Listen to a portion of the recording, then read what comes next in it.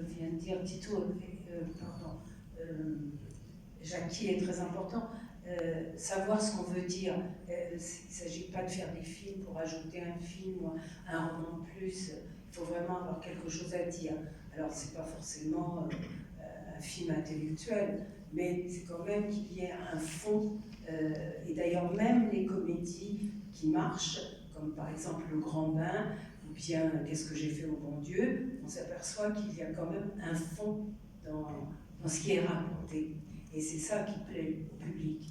Et pour en revenir à la question que tu posais quant à visualiser le film, en ce qui me concerne, comme j'écris plutôt des romans, pour commencer, eh bien, au départ, je pars pour écrire un roman, et puis à un moment, j'écris une séquence et je me dis « ça serait tellement bien qu'on la voit », parce que moi-même, évidemment, j'écris et je vois ce que, comme tu disais, les images, et je me dis, et c'est un plaisir qu'on a envie de partager, en fait. Oui, ouais. Hein, on aimerait montrer aux autres ce qu'on voit, nous, dans notre tête.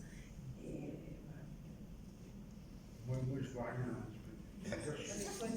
Je suis complètement aveugle. Déjà, quand j'arrive sur le tournage, je ne sais pas où déjà pour où mettre la caméra, ça va mettre du temps, et dans quel axe, et puis après, je ne sais pas le bon axe, il faut changer d'axe. Enfin bref, c'est terrifiant. C'est un enfer pour toi et pour ceux qui sont sur le plateau aussi. C'est un enfer pour les acteurs difficiles. Non, moi, c'est un plaisir terrible, pour les autres, c'est un enfer. Moi, ça va bien. J'imagine, parce que si les comédiens le savent. Oui, moi je voulais juste intervenir en disant que nous, en tant que nouveaux producteurs, on essaye au film du kiosque de tout organiser bien à l'avance, hein, et aussi bien au niveau du scénario que du tournage, que du montage. D'ailleurs, même on dit que le scénario de la Belle Époque, là, le film donc, qui sortira dans quelques mois, c'est un scénario qui est quasiment prémonté. Mais on se rend bien compte, et c'est là où je vous rejoins, qu'au moment du tournage, au moment du montage, la réalité de ce que Nicolas Bedos voulait, la réalité de ce que nous, les producteurs, nous avons mis en place pour y arriver, ne correspond pas exactement. Donc tout ça, c'est quand même une histoire un petit peu de compromis et qui va se régler à un moment, puisqu'on a choisi différents plans qui permettent de faire différents choix. Tout ça se réglera au montage.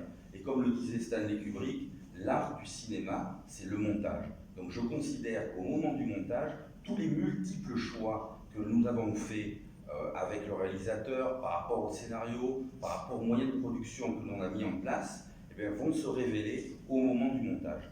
Et si quelque part ça paraît relativement compliqué d'assembler tout cela, le montage libère cette situation. En tous les cas, je vous fais part de ma modeste et première expérience.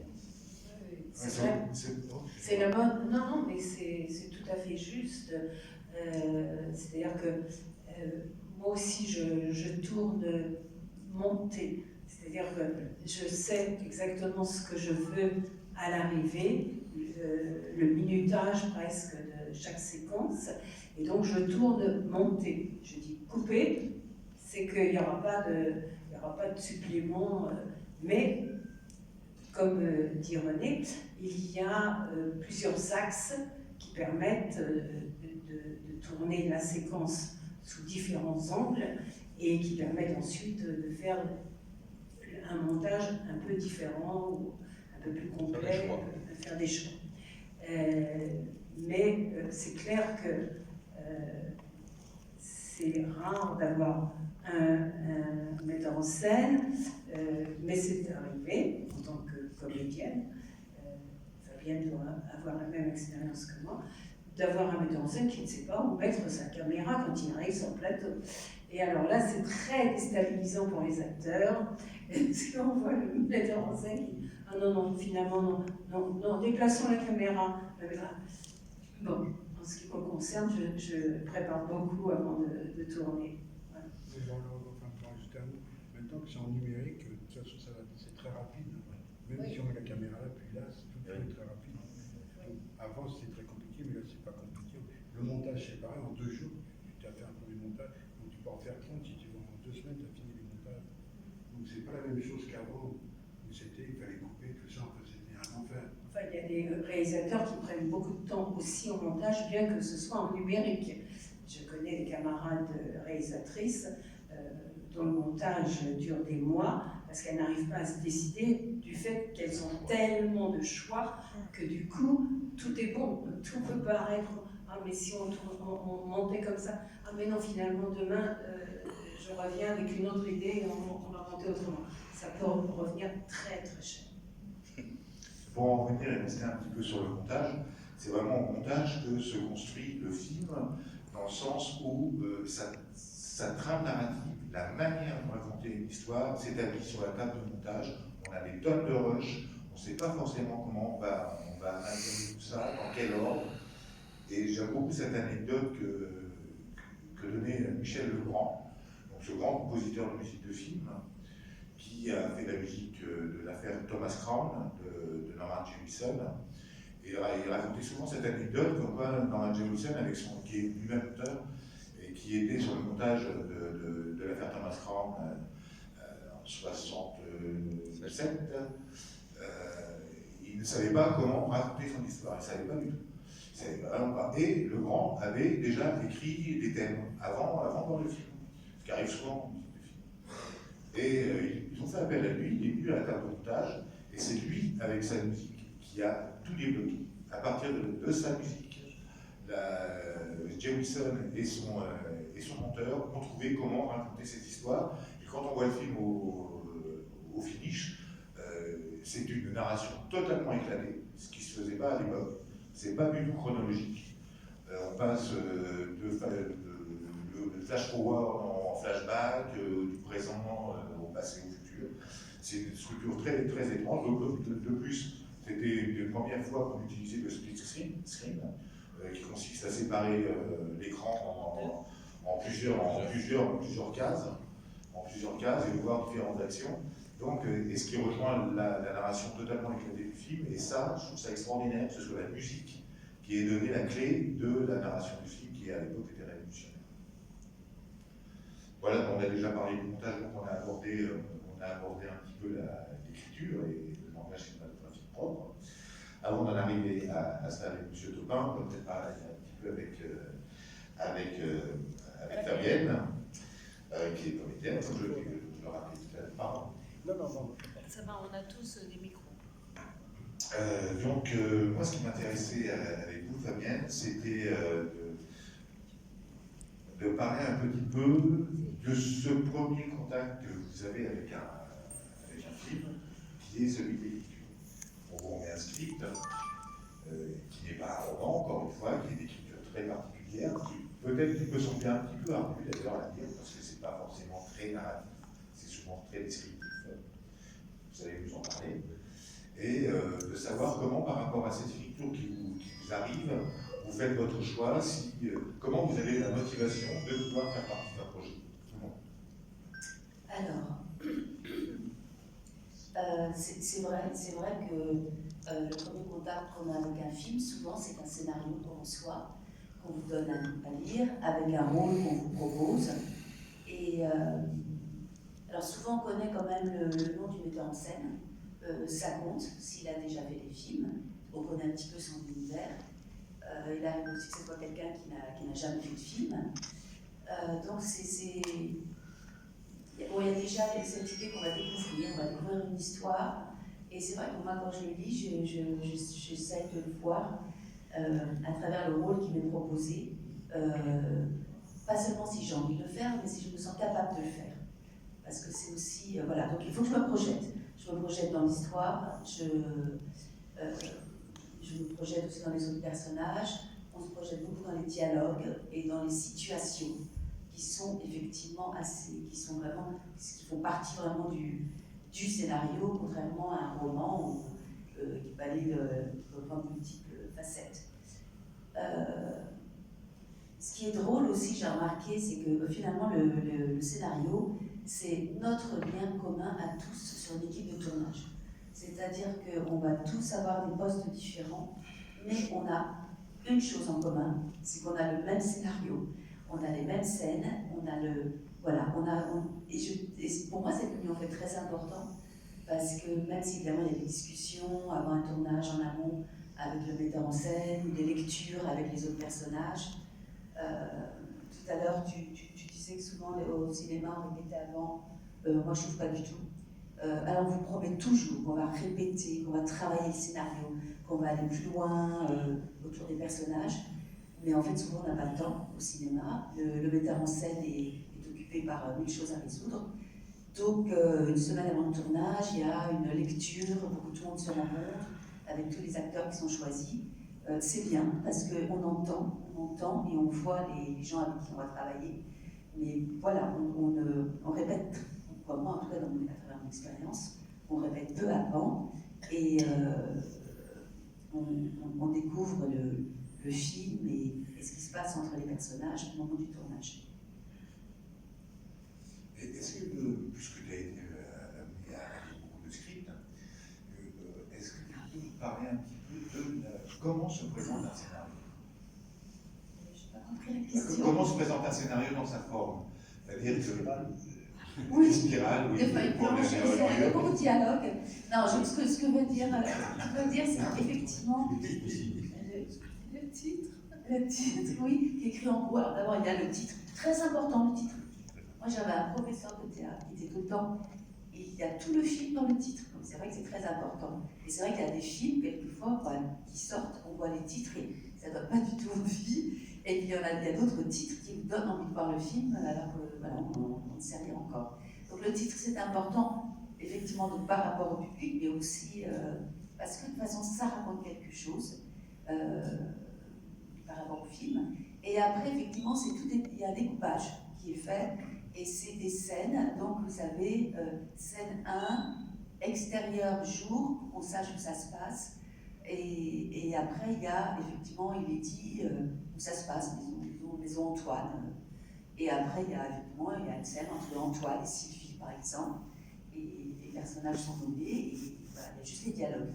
C'est ça, en gros. Oui, c'est vrai que c'est pas une lecture comme un roman. Oui, les dialogues sont bien au milieu de la page, bien différenciés du descriptif. Donc c'est une lecture assez particulière et qui doit donner envie aussi à l'acteur et à tous les participants. Les dialogues, c'est vachement important, effectivement, parce que quand on voit les scènes, on ne peut pas trop toujours savoir comment ça va se passer, on n'est pas dans la tête du réalisateur.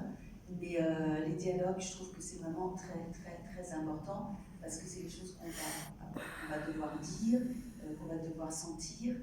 Et moi, j'ai remarqué aussi, quand j'accepte un scénario, quand je le lis et que j'ai envie de le faire, je suis ravie. Et après, je me dis, oh là là, maintenant le travail commence.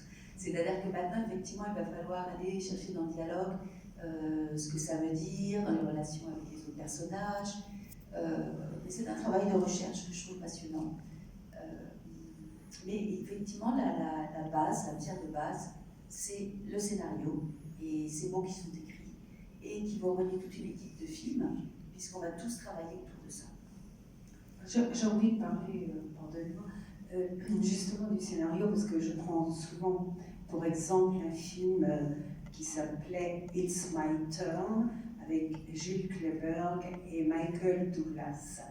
Et vous l'aviez vu?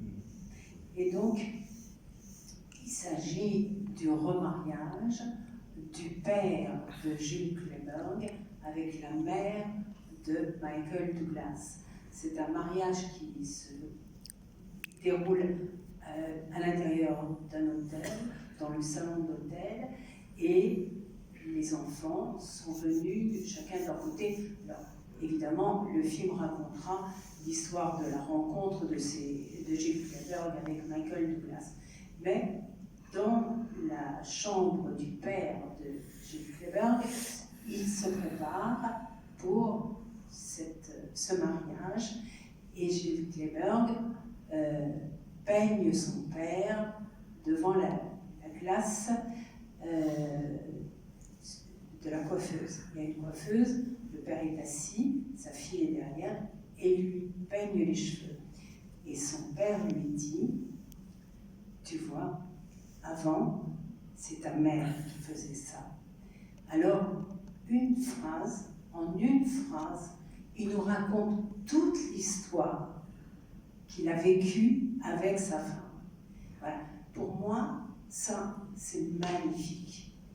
être dans l'économie de mots, de pas nous des films qui montent les escaliers, on ouvre la porte, on ferme la porte. Hein, ça, tu comprends? Je veux dire, il n'y a rien à expliquer. C'est juste une phrase qui raconte tout. Et ça, c'est du dialogue. Ça, c'est magnifique. Oui, parce qu'il y a l'image en plus.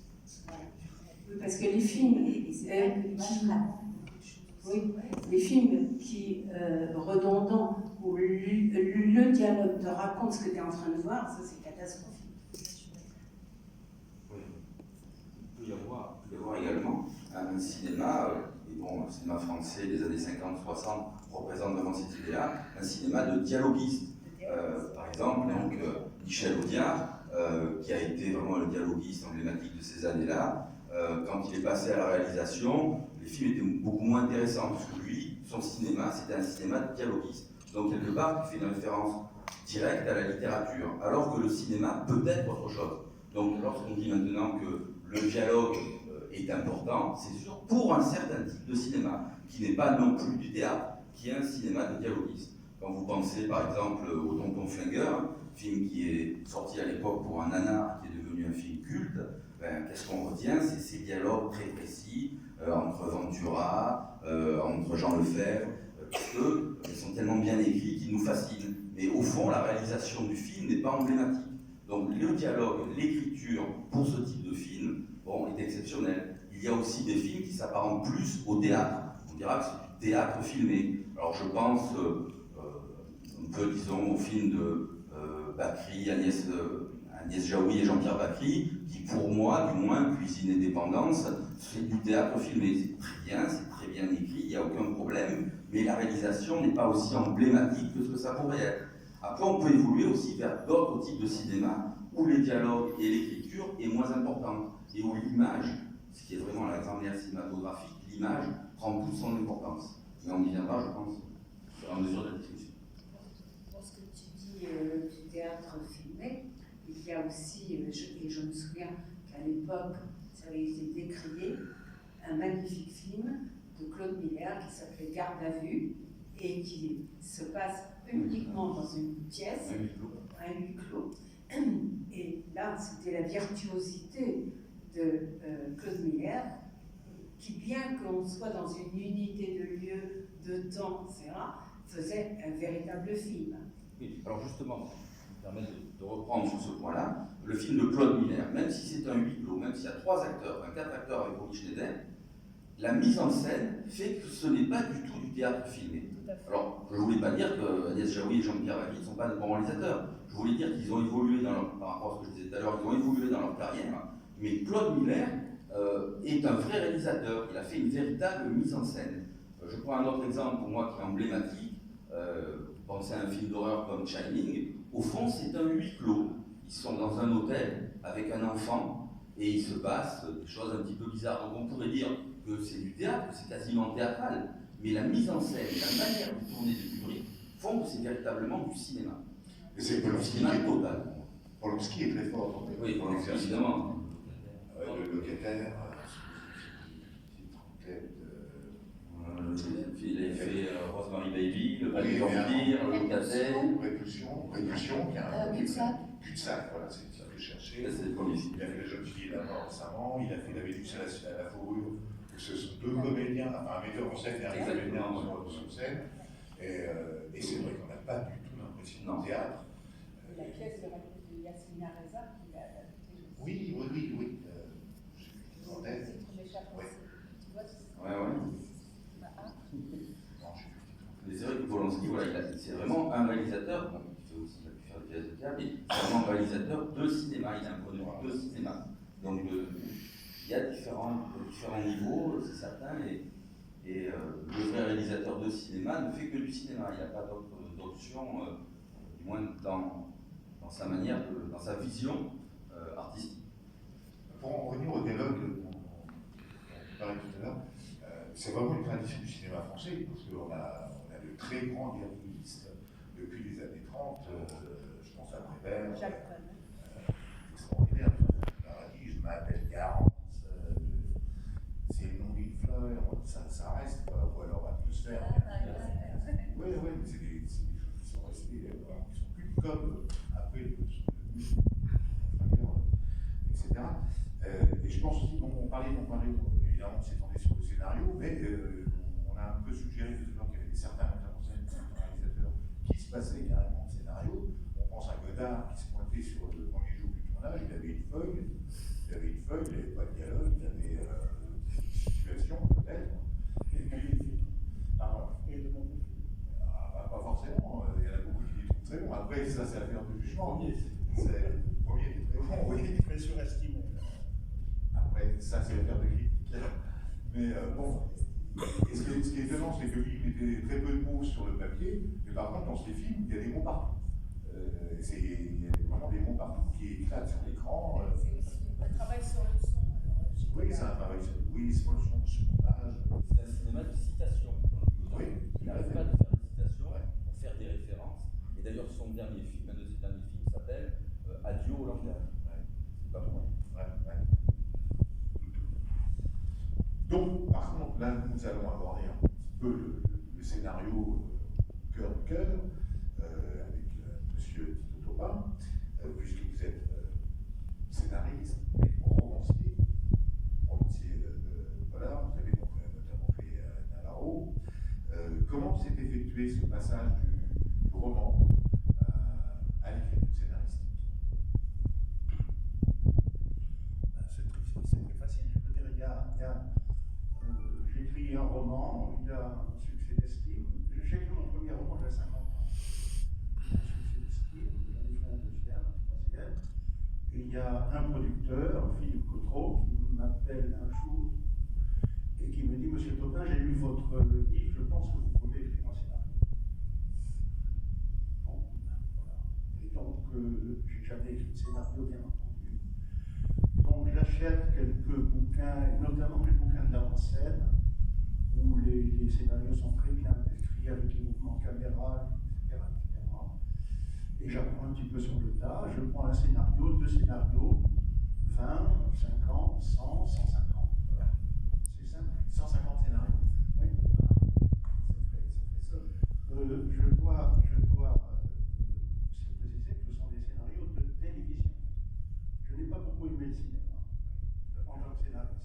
En télévision, des unitaires, comme des Séries unitaires, Des séries unitaires, oui, on raconte une histoire en 1h30.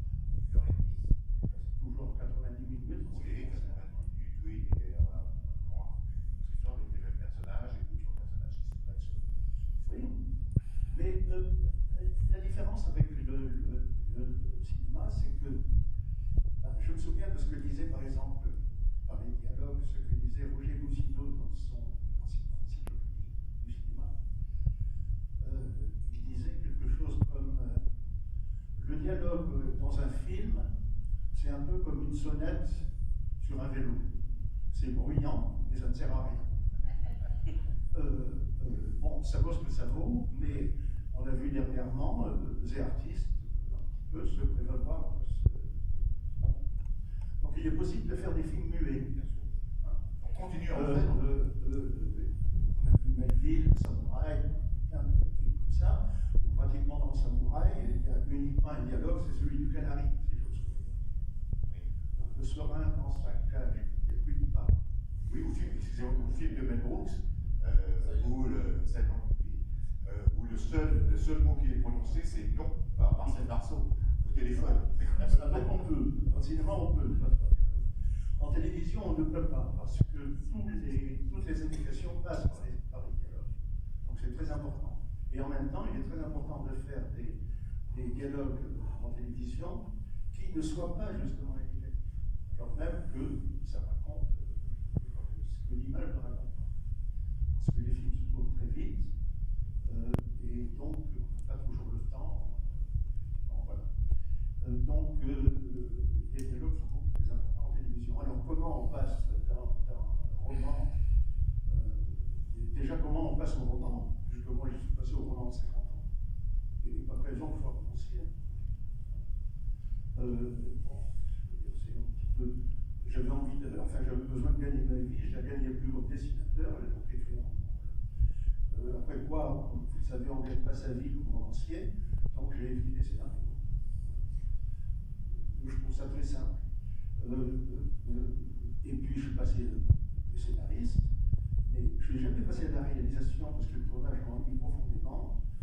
Je ne sais jamais où me mettre sur un tournage. La caméra, je le saurais, mais moi, par contre, et il y a des fils partout, on est très mal, on jette de toutes les façons. On est toujours dans le champ, je ne sais pas pourquoi, je me trouvais toujours dans le champ, je ne fois sur un tournage. Donc, vraiment, j'aime pas ça. Quand j'allais sur un tournage, c'était uniquement pour aller à la cantine et voir mes copains. C'est un peu bête. On mange bien sur un plateau de cinéma. Certainement.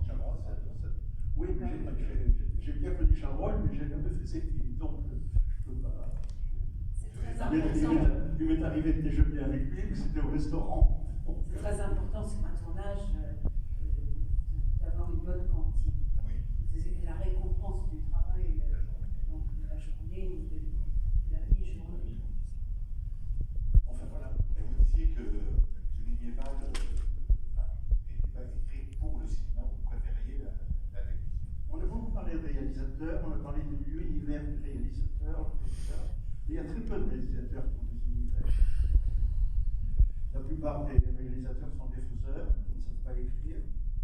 Et donc, vous vous trouvez très facilement dans une situation de nègre par rapport au réalisateur.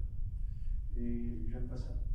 Et comme dans le cinéma, le réalisateur est le plus puissant, et l'organe le plus puissant du film, donc on ne peut rien dire. C'est assez désagréable. Au contraire, en télévision, c'est le scénario qui est important, et c'est le scénariste, parce que une fois que le scénariste a reçu l'imprimature de la chaîne, quelle qu'elle soit, on ne le bouge plus. Je veux dire, le réalisateur, lui, il vient et puis il réalise le film tel qu'il est là. Il a été conçu en fonction d'un budget, il a été conçu donc en fonction de tant de jours de tournage, on sait exactement. Il peut y avoir quelques incidents, il peut pleuvoir le jour où on a prévu du soleil, mais normalement, tout se passe bien. Mais en tant que scénariste, vous avez été amené à écrire des dialogues, évidemment, Tout ça. et beaucoup. Et quel est votre rapport par rapport au personnage? Est-ce qu'on écrit des dialogues par rapport à la définition du personnage, ou c'est le personnage qui, à partir d'un moment, peut prendre le dessus et évidemment, il va dire ça? Est-ce que je me fais bien comprendre? Est-ce qu'il prend le pouvoir à un moment, ou est-ce que c'est la définition du personnage qui fait qu'il va parler comme ça, il va avoir tel... Je pense qu'il est important de connaître le casting avant d'écrire, pratiquement. D'avoir une idée du casting avant d'écrire. Ce qui n'est pas toujours vrai. Quand j'ai écrit Navarro, je pensais à Jean-Yann. J'ai eu Brulin. Donc, je peux dire, mais c'était très bien, hein, je peux dire, c'est un homme intelligent, c'est très très bien entendu. Mais par exemple, les dialogues pour Roger, pour Navarro, il n'était pas question que je fasse dire à Roger Hanin des choses qui n'étaient pas de sa conviction personnelle. Donc, je veux dire, c'était très clair, et c'était clair pour tous les personnages de la série, d'ailleurs. Donc, on connaît à peu près, avant d'écrire pour Roger, je veux dire, on s'est rencontrés, on en a parlé, etc., etc. Et puis après, ça a été facile, parce que, je veux dire, il s'est avéré un très grand acteur, en tout cas un très très bon acteur sur le personnage de Navarro. Et donc, je pouvais à la limite mal écrire, il restituait très bien. Alors, on disait la même chose de Gabin, par exemple, de Verra. On écrivait pour Gabin, on écrivait pour Lino. J'ai l'impression, oui, ça me paraît normal. Oui, ils sont moins identifiés à des rôles de composition. En fin de compte, ils ont des personnages en eux-mêmes et ils incarnent une dimension qui prend un peu le dessus et pour une série de 100 films, ou pour un feuilleton dur, vous ne faites pas de rôle de composition. Parce qu'un personnage peut vous mentir sur un film ou sur deux films. Un acteur est sur 100 films, il faut qu'il soit d'une certaine façon assez lui-même. Et il faut donc que le physique, tout ça corresponde à ça. Est-ce que vous avez eu est-ce que de grands auteurs, de grands scénaristes, de grands dialoguistes, on fait référence à Prévert, à Jousson ou à Audiard, est-ce que ce sont des figures ou d'autres, bien sûr, des auteurs qui vous ont nourri dans l'écriture des scénarios que vous avez écrits. Je suis pas sûr que ça. Audiard avait une écriture très particulière. Je veux dire, donc, il n'est pas conscient. Si j'avais dû me référer à ces auteurs-là, j'aurais plutôt tendance à me référer, parce que j'ai un mauvais fond, à Jackson, par exemple. Parce que j'ai naturel des champs, vous en rendez compte. Mais donc, mais Audiard, non, je ne crois pas. Prévert, c'était forcément très bien, mais il y en a eu d'autres, Charles Spaak et d'autres, enfin, il y avait tellement des dialoguistes, etc. Il n'y a que Roger Boussineau pour ne pas apprécier les dialoguistes. Peut-être un mot pour relever ce que vous venez de dire, qui est intéressant, c'est-à-dire que vous avez précisé que les films de télévision sont en fait des films de scénaristes. Vous venez de dire à l'instant. Donc on considère que c'est plus le scénariste qui tient ce film-là plutôt que le réalisateur, qui est a priori l'auteur. Donc tous les films de télévision, comme, et c'est ce que je pense, les séries qui passent actuellement sur Netflix, sont liées à la consommation.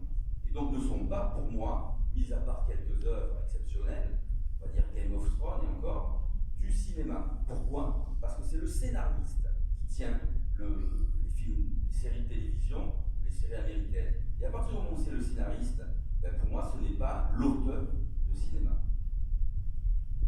Ce que vous voulez, pensez ce que vous voulez, mais Je pense ça, il y a des tas de différences entre un film et un téléfilm. La première différence, c'est par exemple un téléfilm n'a pas d'affiche. Vous remarquerez qu'un téléfilm n'a pas d'affiche. Un film a une affiche. Le téléfilm, c'est éphémère. Un film, ça doit durer 20 ans, 30 ans, et tant mieux si ça dure 50. Mais un téléfilm, ça ne dure jamais 50 ans, 20 ans. C'est fait pour une consommation immédiate. Exactement, la consommation. Ça, je suis complètement d'accord avec vous. Mais ce n'est pas pour autant que c'est négligeable. Je veux dire, c'est très important de faire plaisir à 10 millions de personnes le même soir. Je veux dire, donc, autant faire ça consciencieusement. Je veux dire, il y avait, c'était Pierre Grimblat qui était le producteur de Navarro, lui, et qui m'a dit ça un jour. Il m'a dit, il m'a montré un écran de télévision dans son bureau, et il m'a dit, tu vois, Tito, là maintenant, il y a 10 millions de gens qui t'attendent de ne soit jamais. Donc, Moi, je pense qu'il n'y a pas de hiérarchie. maintenant, Il n'y a pas de hiérarchie, mais il y a un point de vue qui est différent selon que l'on considère, et nous en France, on est un petit peu lié à ce point de vue-là, la politique des auteurs. Okay, donc la politique des auteurs, c'est le réalisateur qui est avant tout l'auteur d'un film. Et quand on est dans une consommation effrénée, bon, j'apprécie énormément Navarro, c'est pas la question, et d'autres séries, mais quand on est dans une consommation effrénée, type Netflix, où on passe d'un épisode à un autre, et de manière haletante, et on regarde sur son iPhone, bien là, on ne peut pas dire qu'on a droit véritablement à un auteur, on a droit à de la consommation de tous les jours, même s'il y a de la qualité. Et je ne le dis pas, hein, c'est très bien. Mais non, ça mais passe parce que vous dites, il y a une consommation tous les jours, donc il y a un auteur. Il y a un auteur. Oui, il y a un auteur, mais qui n'a pas pris le temps, puisque les ressorts de ce qu'il présente sont liés au scénario et sont liés à quelque chose avec une certaine rapidité pour tenir le spectateur sur son iPhone. Il y a un film de Netflix qui vient d'avoir acquis à Venise. Roma. Oui, mais ça, c'est un film de Cuarón qui n'est pas une série, c'est autre chose. Le prochain Scorsese est produit par Netflix, c'est pas une série, c'est autre chose. Ce qu'on appelle série aujourd'hui, ce ne sont rien d'autre que des feuilletons, soyons clairs. C'est du 10e, ça fait partie de romanciers du 19e.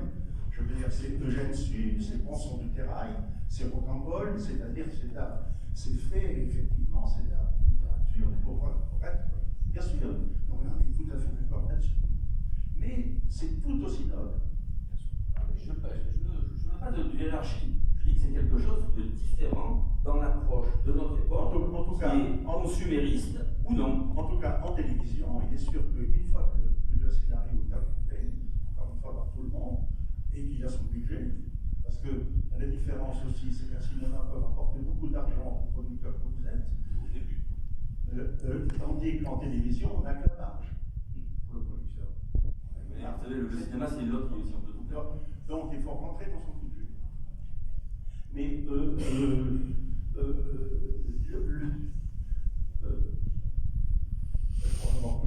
sur la télévision, c'est pas la peine de s'étendre là-dessus. Entre la télévision et le cinéma, il est évident que c'est pas la même chose. Cela dit, je me rappelle tout de même qu'il y a des films de télévision qui passent en salle. Oui, Et ça arrive. C'était Arte du temps de Et ça arrive. De la même façon qu'il y a des, on est bien d'accord, des films de cinéma qui se voient sur des petits écrans. Et aujourd'hui, une fois de plus très précis. Et aujourd'hui, il y a des gens qui regardent des films sur des smartphones. Et il y a des films qui ne sont pas faits pour ce mode-là. Il y a un film qui va être présenté la semaine dernière au César, j'espère aura le César, qui s'appelle Jusqu'à la gare. C'est un premier film de Xavier Legrand, un chef-d'œuvre. J'espère qu'il aura le César. En tout cas, moi j'ai voté pour lui, je le dis clairement. Ce film-là, on ne peut pas le regarder à la télé. Parce que les plans qu'il a structurés, la manière dont il a structuré, le jeu des acteurs, il ne peut être vu que sur un grand écran. Et il donne toute son ampleur sur un grand écran. Donc, évidemment, le passage existe toujours, évidemment, mais pour moi, la perception du cinéma n'existe qu'au cinéma. Voilà. Et tout le reste, c'est de la consommation classique, de qualité, et c'est de la consommation. Le cinéma, bon, on peut considérer quand même que c'est un art. Donc, à partir de là, c'est au cinéma. Il y a quand même des films qui disparaissent. Ça Bien sûr, va, mais Il y a quand même une production qui est quelquefois excessive. Allez, il y a de films. il y a trop de films distribués. Toutes les semaines, on a 17 à 20 films. 700 films par an. Il y a beaucoup de films qui sortent au cinéma qui seraient juste bons pour la télévision. Complètement. C'est souvent parce que les télévisions sont co-productrices du film en question. D'ailleurs, moi j'avais une question à vous poser, Tito, parce que moi j'admire beaucoup les scénaristes de télévision aussi, parce qu'ils doivent rendre des comptes acquis à la télévision, à des décideurs, à des réalisateurs. Et est-ce que c'est très difficile? Est-ce qu'on est obligé de suivre ou est-ce qu'on peut discuter? Est-ce qu'en tant que scénariste, justement, on peut aussi imposer ou être écouté dans... Alors, c'est facile quand on a un bon producteur. C'était le cas pour moi, et notamment pour Navarro. C'est beaucoup plus difficile lorsque j'ai été producteur, par contre, les scénaristes en même temps, pour des séries, donc Malone, Marc Elliott, etc., où j'ai eu affaire là, à la télévision directement, à une chaîne de télévision que je peux nommer parce qu'il n'y en a pas tant que ça, hein, TF1, et où je suis rentré en conflit ouvert avec le directeur, pas du programme, avec Takis Candidis, et donc il y a eu 4 procès, j'en ai perdu 3. Voilà.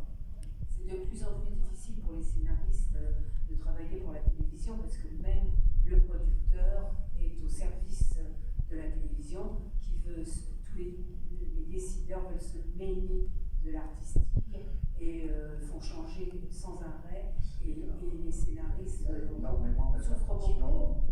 Au sujet de la clientèle, par exemple, je me souviens notamment d'une petite scène de Navarro qui était sucrée par TF1, parce qu'elle considérait qu'on se moquait des vieux. Comme j'avais l'âge du vieux en question, je ne trouvais pas, mais c'était ça. Donc, évidemment, on ne doit pas se moquer des vieux en télévision, etc. Tout est comme ça.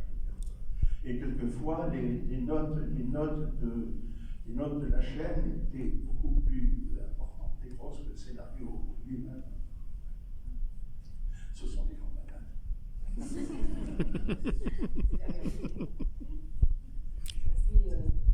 C'est l'image de la femme qu'il ne faut pas toucher. Alors là, c'est le nouveau truc à la mode.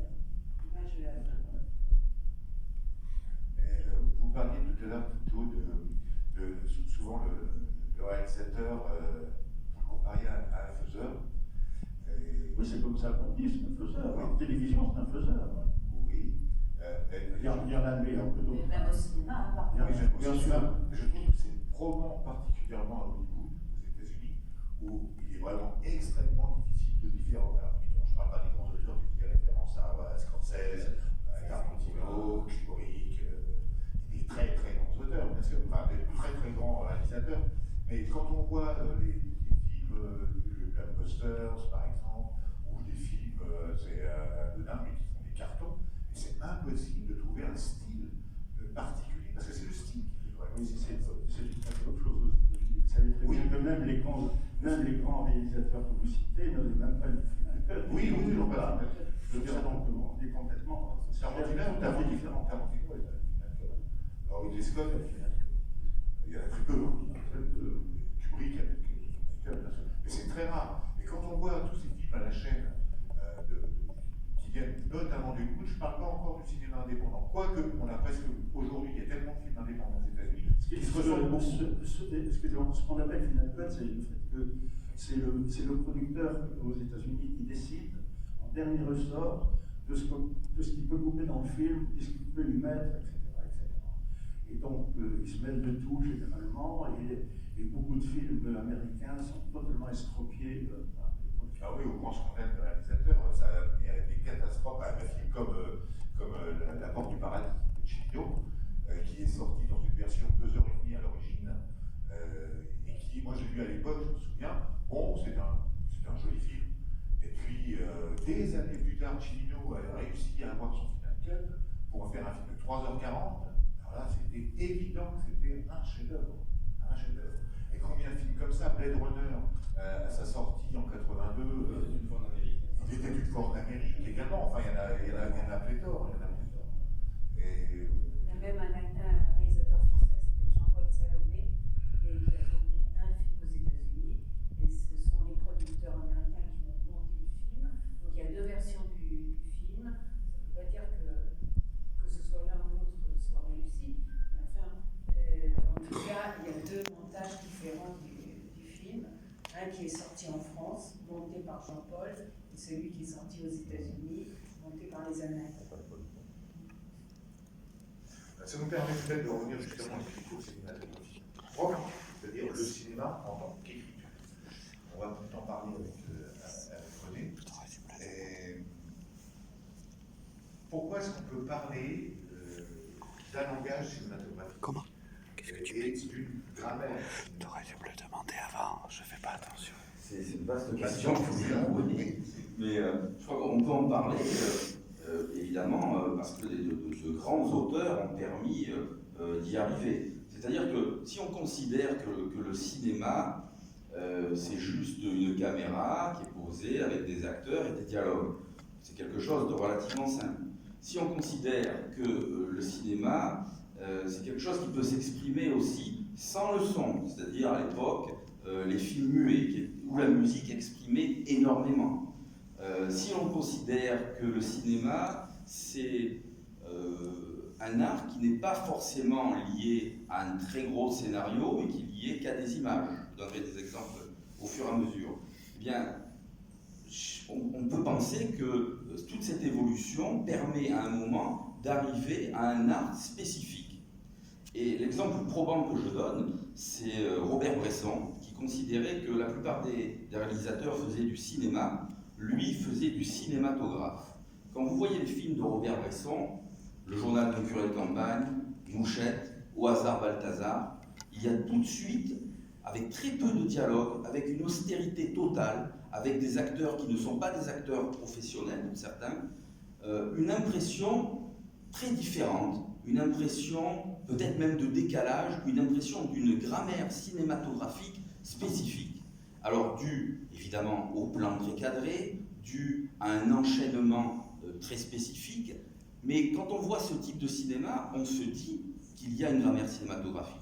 Quand on voit les films de Sergio Leone, je pense évidemment à Était une fois dans l'Ouest, les plans larges, les gros plans, il faut savoir que Était une fois dans l'Ouest, le scénario d'Était une fois dans l'Ouest qui a été écrit par Bernardo Bertolucci tenait en 20 pages. Le film fait 2h50. Ce qui veut dire que Sergio Leone avait juste sa manière de réaliser et il savait que les dialogues n'avaient quasiment pas d'importance pour lui, il avait juste une ligne directrice. La première scène du film qui doit durer 20 minutes, vous la voyez quand ils sont au train en train d'attendre Charles Bronson pour le descendre, il y a 20 minutes sans aucun dialogue, juste le son, quelques bruits.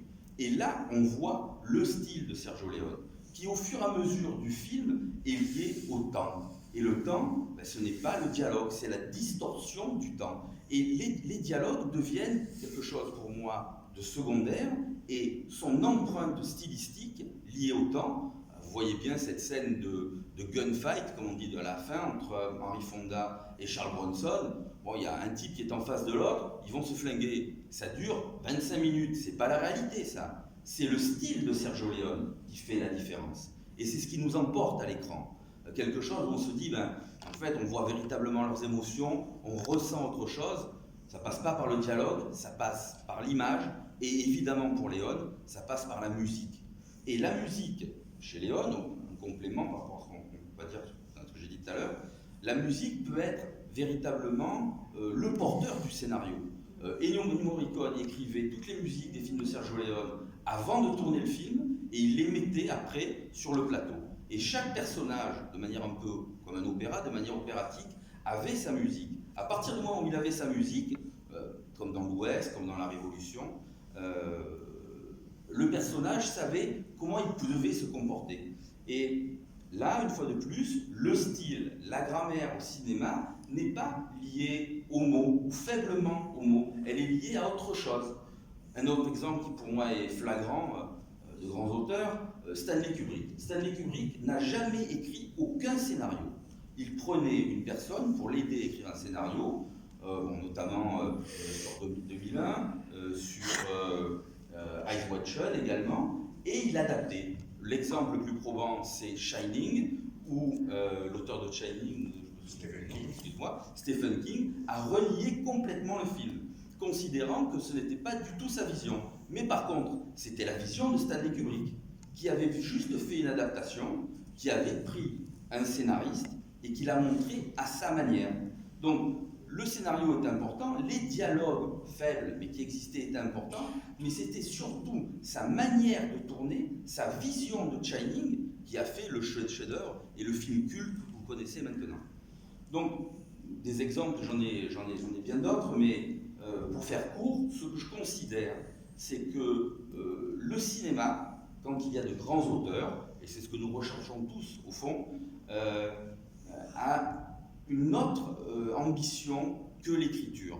Elle a une ambition plus d'imposition, de vous imposer par la vision d'une image, d'un son, d'un jeu d'acteur évidemment, ce que ressent, ce que veut véritablement montrer le réalisateur. Tandis que dans l'écriture, dans la littérature d'un roman, on peut toujours l'imaginer, on peut toujours le voir de manière différente. Au cinéma, on vous l'impose. Et moi, c'est ce qui me plaît au cinéma, parce que je veux vraiment essayer de me rapprocher de ce qu'a voulu montrer le réalisateur. Donc, pour moi, le cinéma a une grammaire, une écriture propre au cinéma, liée aux grands auteurs, évidemment. Il y a bien sûr des films cultes, mais il y a aussi des dialogues cultes. Atmosphère, tu sais, atmosphère, Play It Again Sam, enfin peu importe. Je veux dire. Play It Again Sam, c'est probablement le dialogue que je préfère, parce que tout le monde sait que c'est un dialogue de Casablanca, alors même qu'il n'existe pas dans le film. Ça, c'est un dialogue formidable. Non, mais évidemment, il y a des dialogues cultes, c'est évident. On va peut-être aller vers la fin, et j'aimerais justement revenir sur cette expression qu'a utilisée Alexandre Astruc en 1948, et qui nous rattache complètement à l'écriture et à l'image. C'est lui qui a parlé de caméra stylo. Je trouve une expression vraiment étonnante. Et qu'est-ce qu'il entendait par là? Et cette expression a mené à la politique des auteurs dont on parlait tout à l'heure, car toujours. Mais bon, auteur, on pense tout de suite auteur romanesque, auteur littéraire, caméra stylo. Qu'est-ce que ça vous éprouve, cette expression à tous? Ça rejoint ce que dit René, je trouve, par rapport à avoir une vision. J'aime bien le côté caméra stylo, dans le sens que justement on parle d'écriture aussi, et l'écriture cinématographique est liée au son, à l'image. J'aime bien cette idée d'imposer justement aussi un casting et des gens choisis. Et c'est vrai que c'est une écriture, je trouve que c'est surtout ça, caméra stylo, parce que faire un film, c'est aussi l'écrire, le penser, l'écrire et donner sa vision, partager sa vision à d'autres. Je pense aussi que ça tient à l'évolution des caméras qui sont de plus en plus légères et à la possibilité de sortir des studios et de tourner en extérieur. C'est ce qu'a fait Godard, parce que la citation d'Astruc, elle est 40. Donc à l'époque, on avait encore des grosses chaînes, très modernes, et je faisais le rattachement avec la politique des auteurs, donc Truffaut, donc la nouvelle vague, donc Godard. Et Godard, pour faire ses films, il a demandé la fabrication d'une toute petite caméra qui pouvait tenir dans une boîte à camp, dans une voiture, pour filmer. Donc l'invention d'une nouvelle cinématographie a aussi entraîné des nouvelles technologies, et ça, on est encore dedans. Il écrit aussi quelqu'un. Ah oui, il écrit. Bien sûr. Ok, je crois qu'on est arrivé.